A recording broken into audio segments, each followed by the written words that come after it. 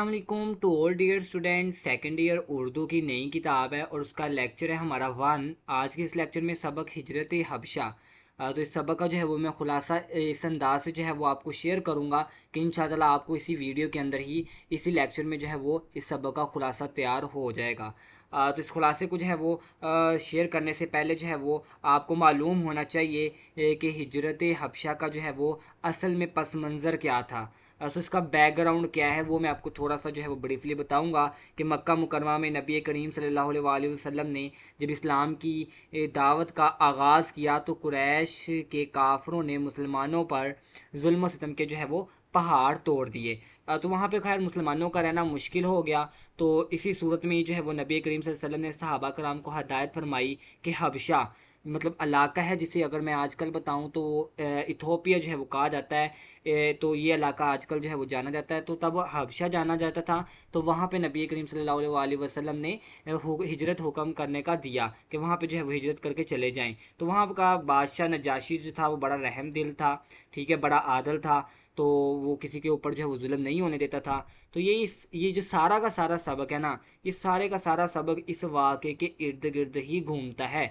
जब मुसलमान वहाँ पहुँचे तो वहाँ पहुँच के काफरों को सुकून फिर भी ना आया, तो उन्होंने मुसलमानों को वापस लाने के लिए क्या चालें चलीं, दरबार में क्या बहस हुई बादशाह के, और कैसे मुसलमानों को जो है वो सुरखरू हुई या कामयाबी मिली। सो सारी इसी जो है वो खुलासे में हम जो है वो डिस्कशन करेंगे। तो खुलासा जो है मैं पढ़ देता हूँ।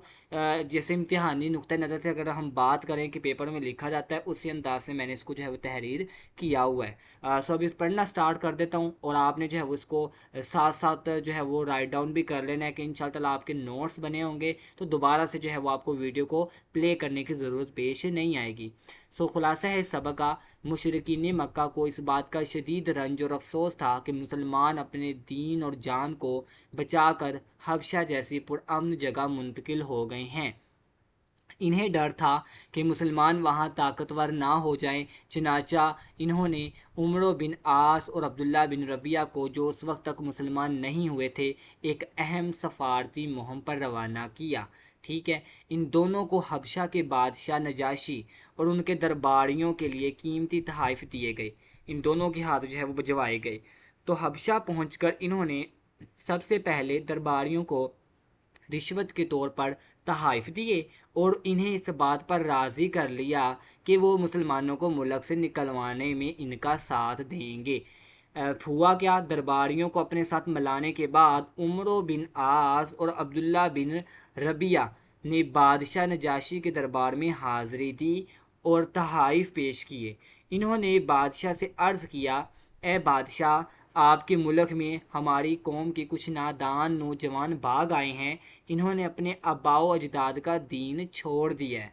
अब देखें वो बादशाह को कह क्या रहे हैं कि उन्होंने अपने आबाओ अजदाद का दीन छोड़ दिया, लेकिन आपका ईसाई दीन भी इख्तियार नहीं किया। नजाशी जो है वो ईसाई दीन से जो है वो ताल्लुक़ रखता था, बल्कि एक नया दीन ईजाद किया जिसे ना हम जानते हैं और ना आप। हमें हमारी कौम के बड़ों ने भेजा है ताकि आप इन नौजवानों को या इन मुसलमानों को हमारे हवाले कर दें, क्योंकि हम इनके ऐबों को बेहतर जानते हैं, हम इनके राज़ों को बेहतर जानते हैं। तो दरबार में मौजूद दरबारियों ने भी फ़ौरन मुशरिकीन की बात की तायीद की और बादशाह को मुसलमानों को वापस करने का मशवरा दिया।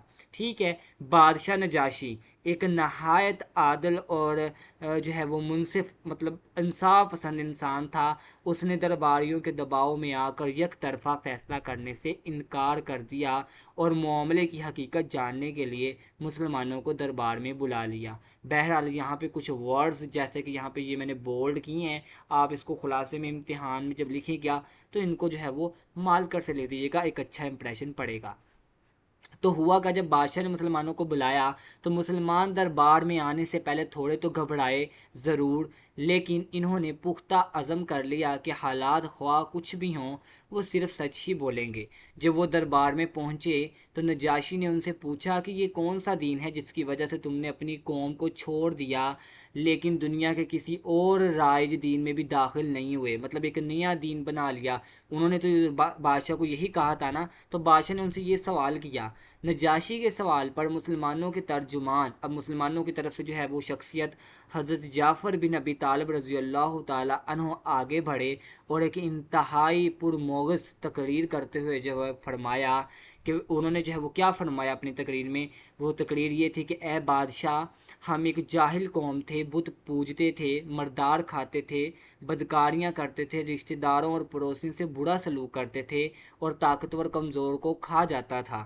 ہم اسی حالت میں تھے کہ اللہ نے ہم میں سے ایک رسول بھیجا جن کی سچائی، ایمانت اور پاک دامنی سے ہم واقف تھے۔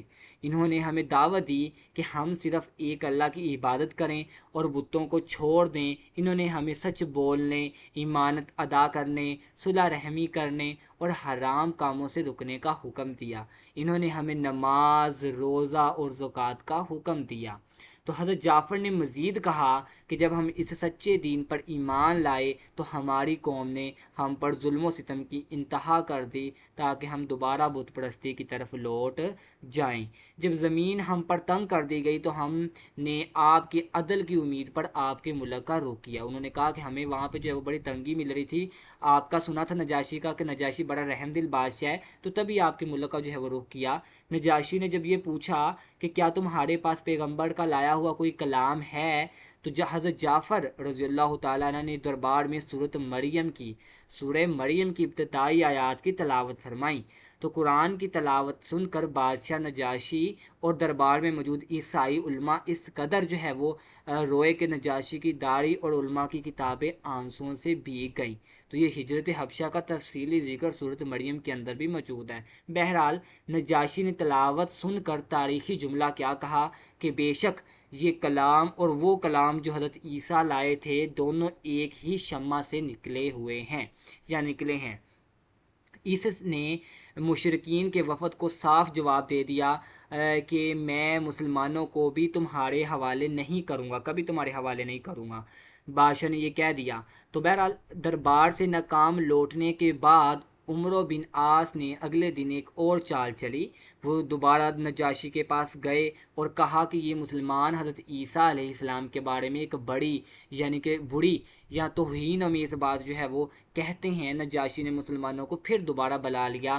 مسلمانوں نے سچ بولنے کا فیصلہ کرتے ہوئے دربار میں صاف کہا، ہم حضرت عیسیٰ کے بارے میں وہی کہتے ہیں جو ہمارے نبی صلی اللہ علیہ وآلہ وسلم لائے ہیں، یعنی وہ اللہ کے بندے ہیں، اس کے رسول ہیں، اس کی روح اور وہ اس کا کلمہ ہے جسے اللہ نے کنواری پاک دامن مریم کی طرف جو ہے وہ القا کیا تھا۔ ٹھیک ہے، سو یہ جواب سن کر نجاشی نے زمین سے ایک تنکا اٹھایا اور کہا، خدا کی قسم جو کچھ تم نے کہا حضرت عیسیٰ اس تنکے کے برابر بھی اس سے زیادہ نہیں تھے۔ ٹھیک ہے، درباریوں کے غصے کے باوجود نجاشی نے مسلمانوں کو اپنے ملک میں مکمل امن و امان سے رہنے کی اجازت دی اور اپنے درباریوں کو حکم دیا کہ ان دونوں مشرکین کے تحائف انہیں واپس کر دو، کیونکہ اللہ نے جب مجھے میری بادشاہت واپس دی تھی تو مجھ سے کوئی رشوت نہیں لی تھی، اس لیے میں بھی دین کے معاملے میں کوئی رشوت یا لوگوں کی بات نہیں مانوں گا۔